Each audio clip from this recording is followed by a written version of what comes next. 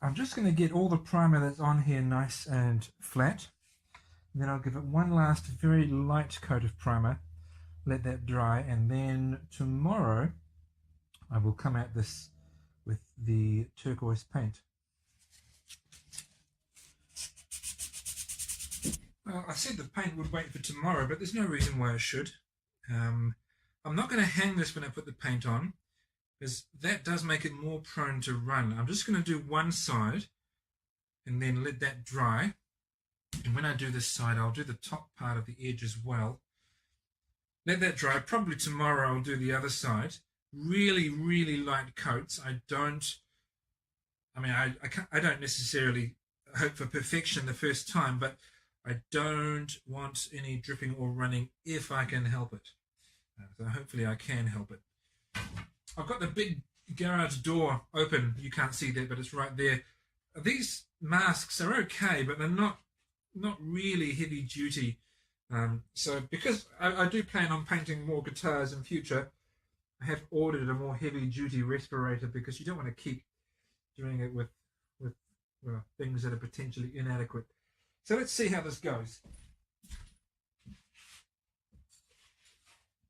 There's the paint. Here we are. I'm really looking forward to seeing how this colour looks on this guitar. Well, I know what the colour looks like. I'm just really looking forward to the guitar being this colour, aren't I?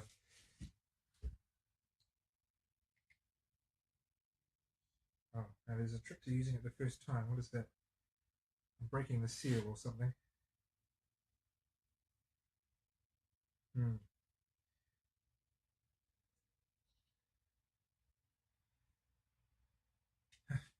It's idiot proof, which means I'm in trouble. Okay.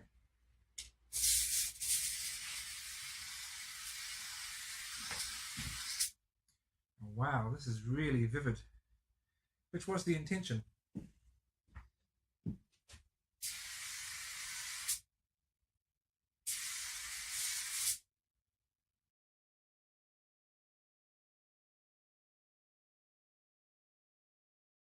Okay, tempted to put more on. Actually, no, I'm not. I'll just leave it like that. I will let that dry. Missed a spot. I like the colour of this. I really like it.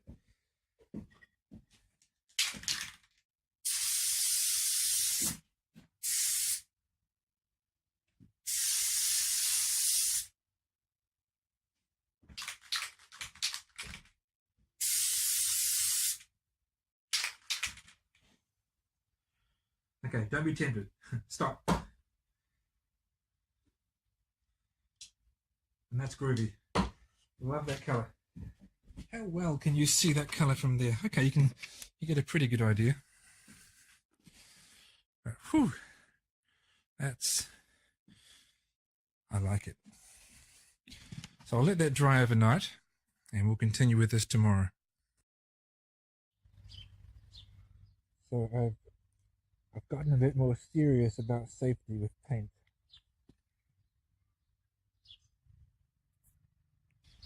The final coat of paint on the back is drying now. There is one flaw, which is a nice thing to be able to say. Generally, it's gone really well, but there is one flaw, and you can see it just there. And that is when I just had the first coat on, or was it the second coat? Because there are 3 coats here. I think it was the second coat. And the back it seemed pretty dry. It was dry to the touch. It wasn't leaving prints. Oops, like I just did. Bother. Don't touch it yet, Glenn. It seemed dry. It was a little drier than this is just now. And I turned it over and then painted the top. And I'm using a towel, which perhaps isn't ideal. And it stuck.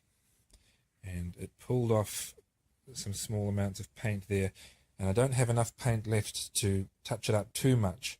So I just gave it a thick coat over there, but there is a small patch where you can see the indentations still. If this guitar weren't for me, which it is, I would go out and get another can and touch that up a little more, but that's okay. That's all right. This is really me experimenting with, well, not experimenting so much as learning how to do a paint job. And generally, apart from that, it's going really well. So this is, well, it's a setback, but it's not the end of the world. As you can see, I'm scraping off the paint here. Why am I scraping off the paint here? Because I indicated earlier that I had this sitting on a towel and it had actually stuck. Well, I did it again. I should have learned the first time, but it felt dry to the touch. It felt like it should have been safe, and so I turned it over and put a coat on the other side while it sat on this side. But it has stuck, and it did quite a bit of damage. You can see a little bit of it there, but it pulled up bits of paint around here as well, and it just ruined it. So that was annoying. I'm scraping it off, and I will sand it. I'll try to get away with feathering the edges in such a way that I don't have to do this to the whole guitar. I'll get another can of paint and I will redo this side. Obviously, it takes a bit longer to dry than I had thought, so I just need to be more patient. It's a learning curve, this is. I also may have put the paint on a bit thick. We'll see. I'll be very conservative with how much I put on, just what is necessary to give good coverage per coat, and then do a couple of coats. All right, let's fix this. You don't know what you need until you need it, generally. During the paint job that is still underway on the Toronado project, it's become pretty obvious to me that guitars need a safe place for the paint to dry. Through my misadventure laying it on a towel when it wasn't quite dry yet. So I went and bought this today, and it's a piece of history, actually. It was once owned by the New Zealand Post Office, and I'm told it once housed electronic equipment. It had wooden shelves that I've taken out. They're sitting down there somewhere. And it used to house tape recording equipment for recording calls, phone calls.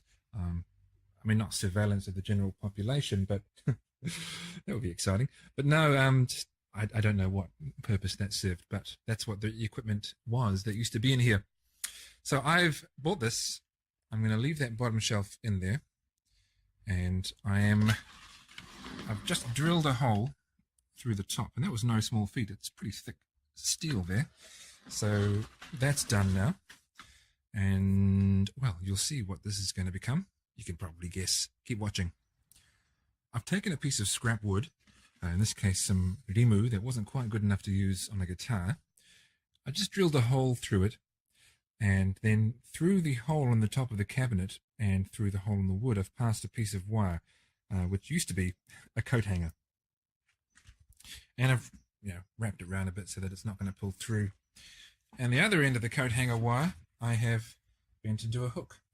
So now I can hang things in this cabinet, namely the wire that I was using to suspend the guitar body from. So there we are. And there's more.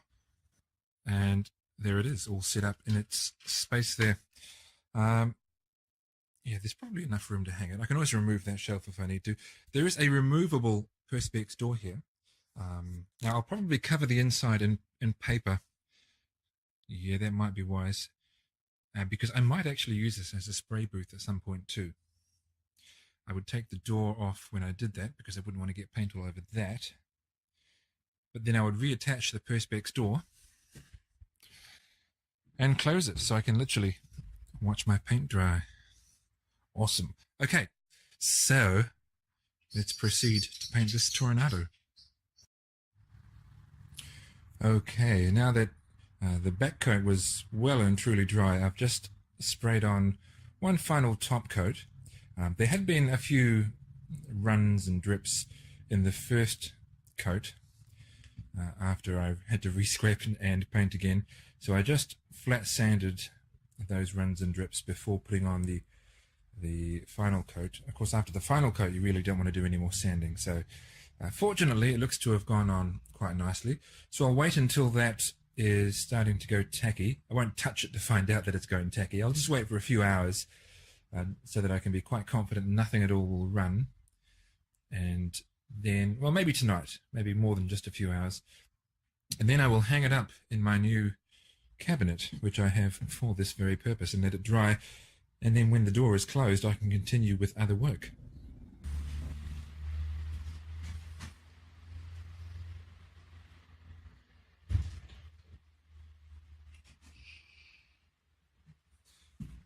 And with the pitter-patter of the rain on the roof of the Monster Guitars workshop, that guitar will drift off to sleep while I get back to work on other things. And, ooh, you're getting a sneak preview. This is what's coming up.